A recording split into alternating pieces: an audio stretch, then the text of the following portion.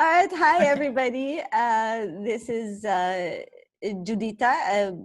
My author name is J.S. Wolfe. And I'm speaking today with Khadija. She's the CEO of KT Mart. And today we want to talk to you about a healthy mindset, how to really elevate your mind and your thoughts and your well-being during the tough times, and help you find opportunity during challenges, because there's always opportunity in challenges, right? So I'm going to Of course. introduce Yeah. Khadija now, that she's going to introduce herself and tell me more about you and your company and the services that you offer as well, the Of writers. course. Of course. Yeah, sure. Thank you, Judita, for the invites. I'm really pleased to be with you here and take part of this amazing interview. So my name is Khadija Zegdi. I'm the CEO and founder of KT Mart. It's a digital publishing company. So as a published author, I wrote the book Muslim Women in Western Society. And I found out that there is really a big struggle for authors or new authors to stand up in the crowd, and as well to be noticed by others. And some publishing companies, they offer assistance from A to Z, and some they don't. So, and some people, they have the budget to invest in themselves, and some people they don't. So that was one of the push that I took myself and said, okay, let's start a digital publishing company where I can help and assist authors and writers, to write that book, to come out with this idea from their mind and put it in reality. So help them be their book coach, as well as assist them on editing, formatting, proofreading, all the process that you know from A to Z. So yeah, this is Khadija, as well as I'm the host of the show on Instagram, Author and Me. So where I'm hosting authors from different countries, so they can talk about their books. They can brand themselves to new. Thank you. Wow, that's So, fantastic. do you still hear me? Yes, I hear you. Yes. Thank you. So, I don't know if you hear me, but so the same as well, like I've done. If you don't mind, Judith, as well, to introduce yourself and talk about yourself as an author as well as a business owner. Sure. All right. So I'm an author. I published The Unfolding Journey of Involution. Like, this is the book right there. And I used to Okay. be a coach for actors and writers, and I also offered life coaching, even though I don't really like the Wow. label life coaching. But it naturally intersected with acting, because it's the science of human behavior. I am extremely interested in human behavior and their emotions, and how emotions come to be, um, and how to really process old wounds, so that we can actually rise and meet our calling. And I like to help other people achieve their highest potential, because a lot of times we waste time on things that don't really serve us anymore. So the book Yeah. is basically a breakdown. First, like, it opens with a glossary of what emotions actually mean, the ones that are mostly misunderstood, like forgiveness, shame, love, and everything, like all kinds of emotions.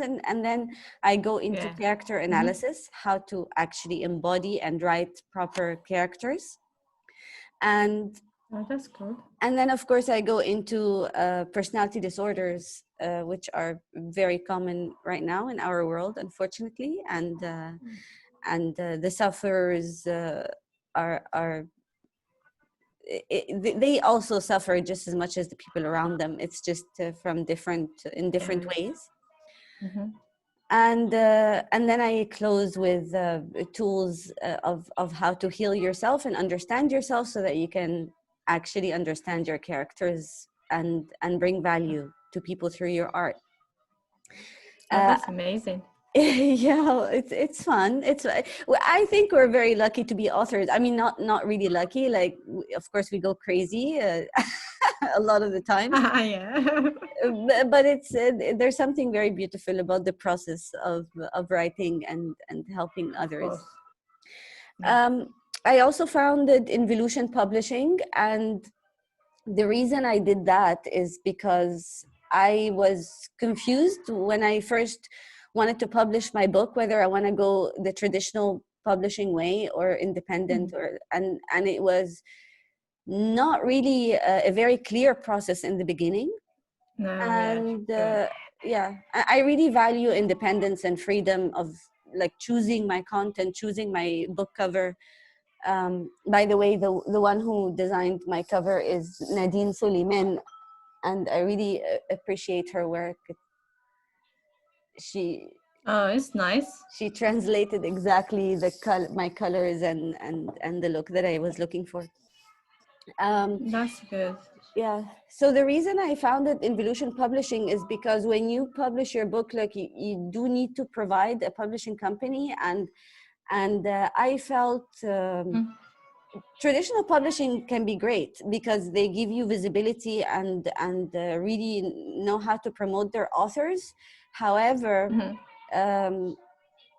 you don't really have that much control over your content and the design, and also your royalties. Like you only get 10%, they get 90%. Yeah, I And know, it's just ridiculous. yeah, so I All the figured, hard work and they got pay for it. yeah, it was a bit outrageous. You know, I mean, I understand if an author is beginning and really need visibility and reaches the right people, but they rarely actually give that much attention to debut authors.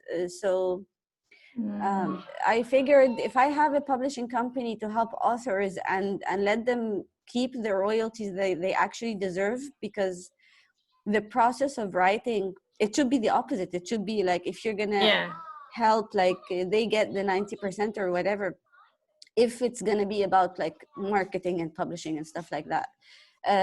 That of course doesn't include like the yeah, editing, and they have to hire an editor and designer and all of that, you know.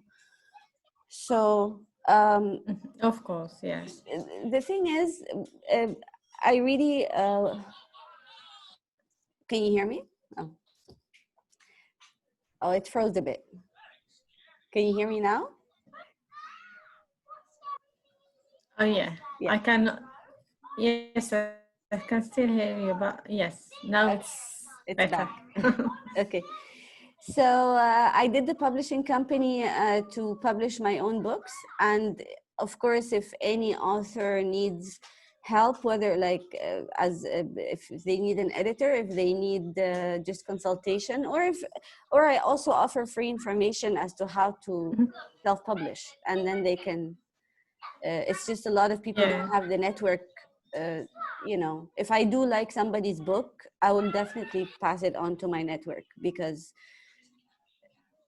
writing is not yeah, just about sitting and doing work. It's about it's emotional, it's mental, it's energetic. It's not it's a very deep process to produce a book. So yeah, everything. It does include every, yes. Is, and especially it's a really valuable book. I know each book is valuable to its owner, you know, but whenever there is something that can make a difference as well outside, I really, really feel the need that I have to push the author and make his dream, you know, happen. I help him on the whole process, and I do the same things. I don't keep royalties to myself. They own their own royalties 100%. I'm helping, I'm coaching, I'm helping from A to Z on process of editing, like you said, and stuff. But what they earn, it's to them. yeah. So tell me, what kind of like challenges, like emotional and mental challenges, do you face as an author? And congratulations for your book, by the way. Thank you. It's a very interesting Well, topic, and I think it's really important to discuss is a this. hot topic, Yes, especially nowadays. yes. Well, let me talk a little bit about my book. It's called Muslim Women in Western Society. So it's targeting not just Muslim community, but it's for everybody, all cultures and religions, to understand what a Muslim woman, how a Muslim woman lives her life on a daily basis, the judgment that we receive from people, and I was one of them. So I'm talking about my own experience from whenever I go for in a holiday into any European countries or as a business trip, as well as living in UK. I can see different assumptions from people, the way they. Just a second, please. Yes.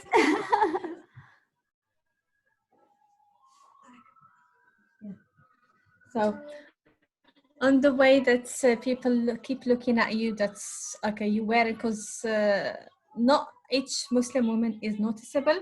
Especially, I'm talking the one that they wear a scarf, hijab. So means that if they see you, they know 100% that you are Muslim. So that you are more,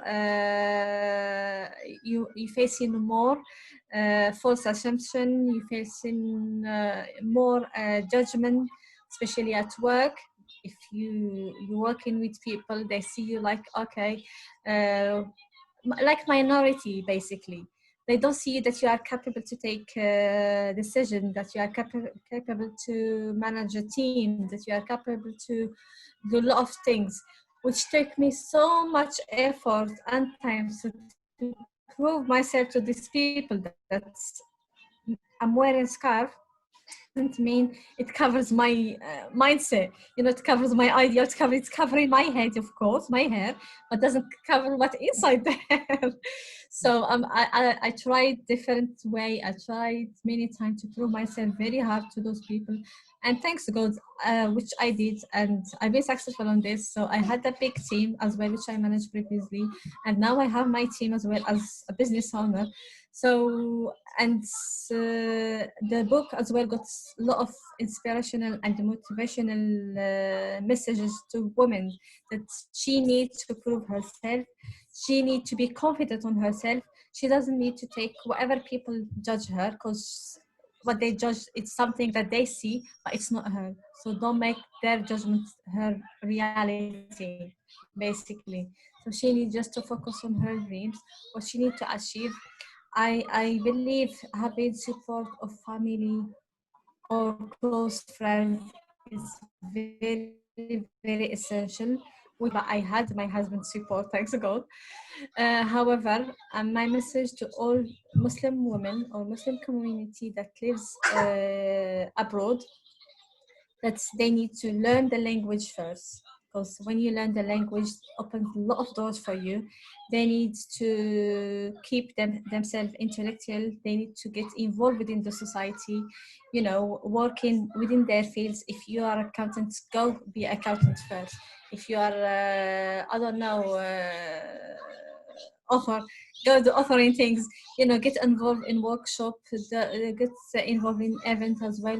You need to be part of this society, so this society can trust you and believe on you, and they can as well, you know, you can help with changing their mindset, the way they looking at Muslim women, because we have in different communities here, and people, they say, oh, women, they can do nothing, especially they're Muslim, because they being forced to wear hijab, they being forced to stay at home, they being forced to look just after their kids. But no, we need to change that aspect. We need to change that things that they think about us, that no, we're not like this. We can be able to manage our family, of course, as well as manage our work. We can look after ourselves, our kids, our work as well. We can go on holiday, we can do this, we can do that. We have our limitation, but it's this our freedom. So we're proud of this. We're not, we're not being forced to wear hijab or forced to do this, but this is our choice. Like I said in my book, if sometimes you open your wardrobe in the morning, you choose skirts or shorts or whatever, this is your choice. So open my wardrobe as well, and I'm choosing my scarf. So each body, some people have collection of watches, collection of rings. I'm having collection of scarf. So it's a freedom. It's your freedom. So yeah, this is all about my book. That's and amazing. if I start, I will stop. Thank you. No, that's really amazing. And also, I would like to also point out that, well, your book is so important because we live in 2020, and people are still stereotyping and judging. Of course. And I believe that stereotyping and generalization and racism is a form of ignorance. It's not about reading and writing. It's about someone who chooses to stereotype because it's mental laziness, I think. And it's also something that you kind of go on autopilot mentally, like you come from a place that ostracizes a certain group of people, and then you just continue to believe it just because you didn't bother to actually examine it yourself. And I think that a lot of human beings, to make your own judgment. Yes, absolutely. And what's a headscarf, like you can flip the script, I'm Muslim, I'm not veiled, and I was also ostracized by a community here in Egypt, and it made me feel, first of all, I ignored them. I don't need to prove myself to anybody.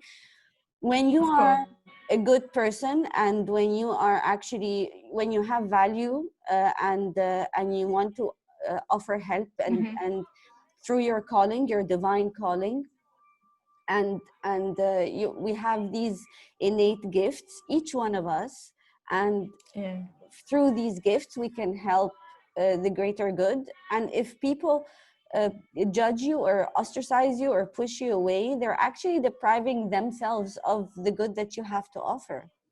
Of course, yeah, I totally agree with you on this point. Because I keep saying, some people sometimes they have one bad experience with one person from this community, and they judge that the whole community is dislike that person, which is totally wrong. Because how can I judge one person, that has done something, for example, wrong, and saying that the whole thing is wrong? That is pure laziness. That is brainwashed. There's people that they cannot make their own judgment. That's people that cannot go and look for the truth, or the people that they haven't had enough exposure to other communities and other culture as well. Because I've seen it within some few Western West Europe. So I've seen people there. They hadn't had chance to travel. They don't have enough tourism because there is nothing in these countries. So then whenever they had chance to go other European countries or Muslim countries, they react really different because it's lack of exposure for them, and which is really bad. So it's not our fault, other side fault, but it's your fault. You didn't have time to let yourself know other culture, know other communities, get in touch with people, be friendly with more different, differentiation within your friendship as well. Yeah. It's also, I really think that ignorance is a choice at this point. And I also believe that people tend to judge what they don't understand because they fear what they don't understand. Probably, yes, true. And the fear is talking. And that means that there is so much fear-based behavior in the world today.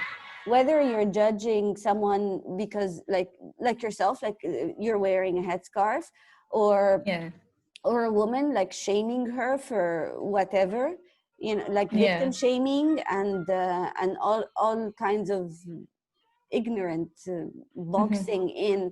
And here's the point that is really, really, it's beyond my comprehension. If people don't, they judge based on nothing, based on no information whatsoever, Yeah. whereas they don't want to discern, is this person I'm dealing with a good person? Do they hurt anybody? Do they cause harm to others? They actually don't care about this. You can find some people that they're around really toxic individuals, people who would backstab them, or people who don't have any kind of integrity at work, or like Yeah. they can steal from them, or be hypocritical, but they're somehow more inclined to deal with those than somebody that they formed some kind of a judgment. And women, of all kinds of women from all kinds of backgrounds, uh, we still have this stereotype that, oh, she's a woman. Like if you sit in a meeting, I notice this a lot. Like if I'm talking, I'm more likely to be interrupted by a man, and Yeah. they would listen to him even if he's talking bullshit or he doesn't know what he's talking about, but somehow they would listen to him Yeah. and completely dismiss me, Yeah. which is a stereotype, like, oh, she's a woman, so I shouldn't be listening to her. It happened actually to me once on a set. Yeah. I was directing my debut film. It was experimental about personality disorders, and so usually on location you listen to the director, and the director has the vision, and this is what you want as an end result. And for some reason, the DOP at the time said something, and they listened to him, set up the lighting all wrong, and then we lost a couple of hours just to fix the problem, just because they chose not to listen to Okay. me, because they were all men. I see. Well, yeah, yeah. And you know, and we lost some time, which means like once the sun shines, like we missed the scene, like we couldn't shoot it in daytime. And I don't think it's even conscious. Like, how can you be so unconscious in your behavior that you don't know yourself at all? And Yeah, totally agree. Yeah, yeah, it's within the personality. I think some people, like you said, they're not conscious about doing it. They just be, or they've been doing it for so long. Let's say it's part of their behavior. yeah, I've been in the same situation as well when having team meeting and talking. They don't take into consideration if somebody else less than you, and I'm talking about work. So a lot of people taking it wrongly, and said something, and yeah, this is a good idea. It's not a good idea, and you have the vision, and you have everything that you can see, and they followed him, and by the end of the month, they end up with the situation that I said, and then they come to me saying, "Oh, Khadija, sorry, we should listen to it." No, it's too late, guys. yeah. Because this means that you prefer just listening to men, and you don't, take in women in consideration at all within the organization. Oh no, and it starts a big discussion, because it's like, it's racism. It's kind of racism, Yeah. in way on the other. Even people, they said no, we have it's equality between women and men in the workplace. But no, we don't see that much. Even in modern countries, in European countries, American countries, we still have this differentiation between men and the women. Yeah, I love that you mentioned this point, because I okay, I need to point something out, like, about myself. I am not for the feminist movement. Mm-hmm. And let me explain how, because before Okay. people get really mad. If I'm a feminist and I want to prove my place in the world, it's like I'm getting permission from what is inherently mine. Why am I asking for Oh, I permission see. Yeah, I from got you. the very group? Like, if you're among misogynists, and so I'm not going to go to them and get their permission to have my place in the world. I can speak out and say we have to have equal rights. It's called human rights, and human transcends genders. Of course. So I am a human being, and I want to be treated based on the value that I'm offering, and not based on my gender. And I'm not going to go get their permission to prove anything to them, right? Yeah, we can fight in the sense that we get less pay, we are not heard, we're often dismissed and shamed for whatever reason. But once I go into a feminist attitude, like full on, like some people have done also, is the division between the genders. Like, oh, I'm gonna embody the masculine energy.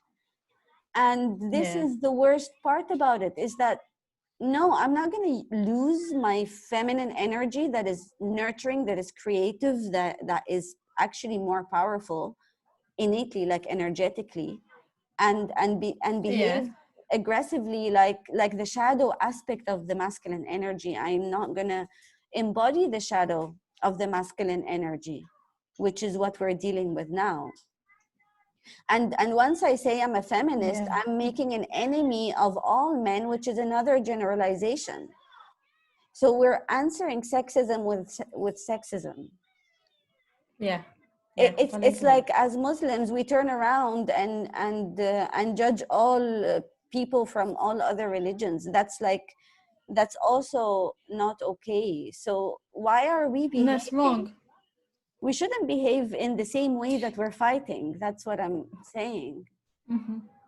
No, totally agree with you. Because like you said, when we turn around saying Muslims and Christians and Jewish and this and this, so why are we treating ourselves differently? We are all living in this world, so we need to respect each other.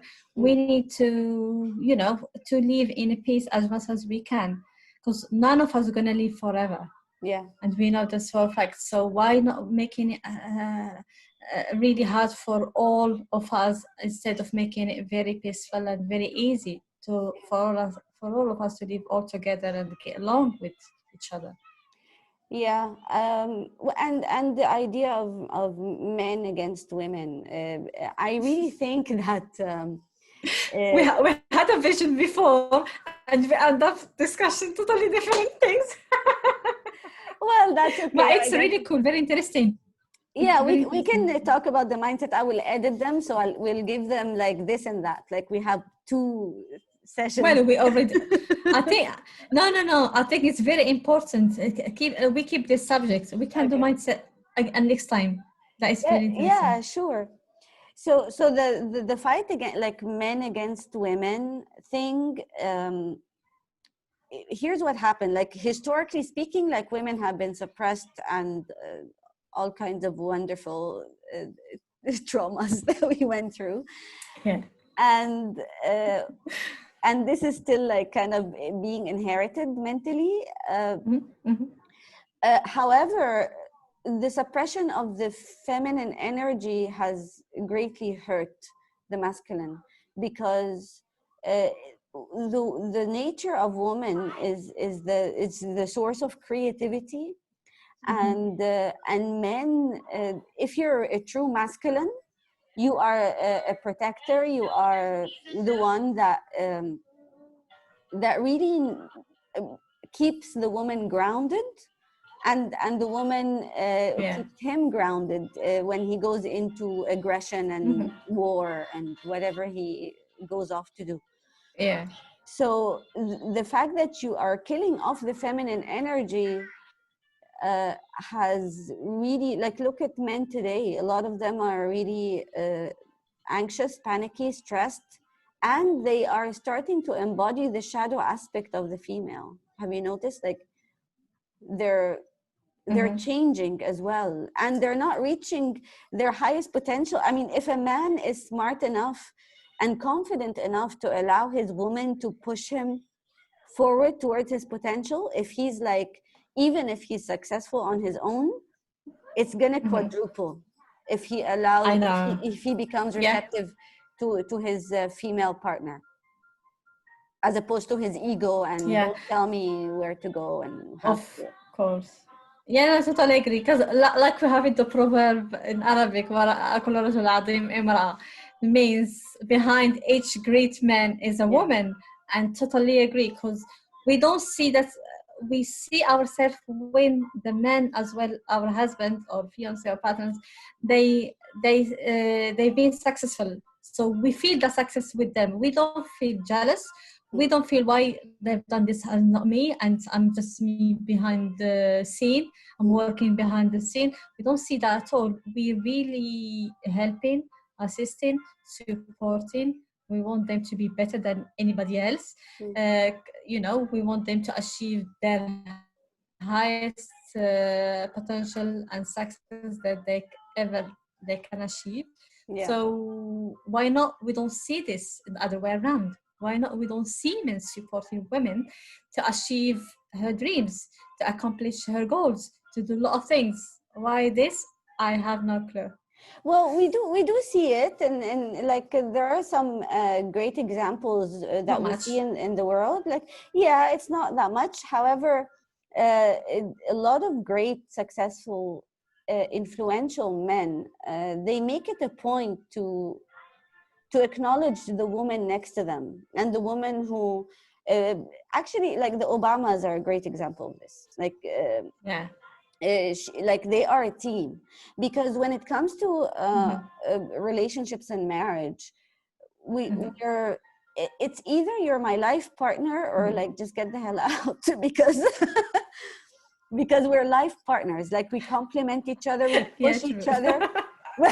Get the hell out. Exactly. On So everything, on everything.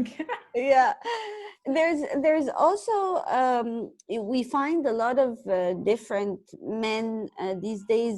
I see very uplifting quotes of successful men saying just focus on one woman and allow her to have your back, and watch the level of success you can reach.